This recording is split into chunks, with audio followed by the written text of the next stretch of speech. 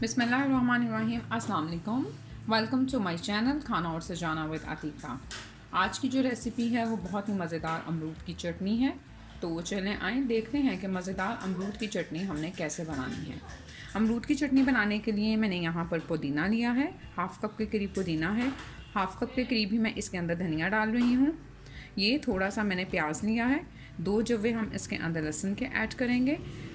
थोड़ा सा नींबू का रस, 4 से 5 कतरे नींबू का रस इसके अंदर जाएगा। सब्ज़ मिर्च मैं इसके अंदर 1 डाल रही हूँ। और उसके अलावा यहाँ पर हमने अमरूद लिया है। अमरूद के सीड्स जो है वो हमने निकाल कर इसके अंदर इस्तेमाल करने हैं।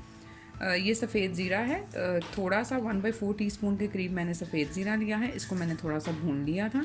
और उसके अलावा हम अपने टेस्ट के मुताबिक इसके अंदर नमक ऐड करेंगे। तो चलें, आप चाहें तो आप इन सारी चीज़ों को ब्लेंडर में डालकर भी बना सकते हैं, लेकिन मैं इसको हाथ से कूटूँगी। तो चलें आएँ चटनी तैयार कर लेते हैं। सबसे पहले मैं इसके अंदर ज़ीरा ऐड करके ज़ीरे को हल्का सा क्रश कर लूँगी।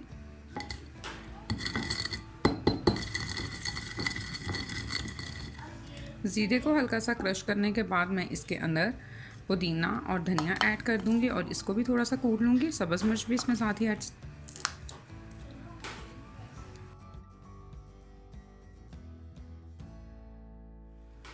पहले इनको थोड़ा सा कूट लूँगी, उसके बाद मैं इसमें प्याज ऐड करूँगी।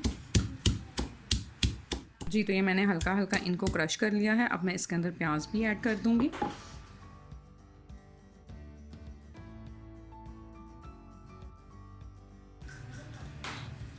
और इसको हम दोबारा अच्छी तरह से कूट लेंगे। आप चाहें तो आप इसको ब्लेंडर में भी डाल सकते हैं। मुझे ऐसा लगता है कि हाथ की कुटी हुई चटनी का अपना ही एक मज़ा है। और गर्मी ये देखें, ये चटनी जो है तकरीबन आधी से ज़्यादा जो है वो कूटी गई है। अब हम इसके अंदर अमरूद के बीज जो है वो निकाल कर अमरूद ऐड कर देंगे। आप चटनी को अगर मोटा मोटा रखना चाहते हैं, चंकी फ्लेवर आपको चाहिए, तो आप इसको बिल्कुल हल्का सा कूट लें। और अगर आप इसको बिल्कुल मैश करना चाहते हैं तो इट्स अप टू यू कि आपको किस तरह ये पसंद है। ये अमरूद मैंने इसमें ऐड कर दिया है। अब मैं इसके अंदर ऊपर लेमन जूस भी ऐड कर दूंगी। चटनी हमेशा जब भी आप कूटें, नमक कूटने के बाद उसमें थोड़ा सा नमक डालकर मिक्स किया करें, क्योंकि अगर चटनी को कूटते हुए आप उसमें नमक डाल दें तो वो चटनी बहुत ज़्यादा पतली हो जाती है। इसको हम दोबारा अच्छी तरह से कूट लेंगे और कूटने के बाद इसमें नमक ऐड करेंगे। जी, तो ये हमारे पास ज़बरदस्त सी अमरूद की चटनी जो है वो रेडी हो चुकी है। आप चाहें तो आप इसको दही में डालकर भी इस्तेमाल कर सकते हैं और इस तरह भी खा सकते हैं। दोनों ही तरह से बहुत ही मज़ेदार इसका टेस्ट जो है वो आता है। अब हम इसके अंदर नमक ऐड कर देंगे और नमक ऐड करने के बाद इसको हम मिक्स कर कर इस्तेमाल कर लेंगे।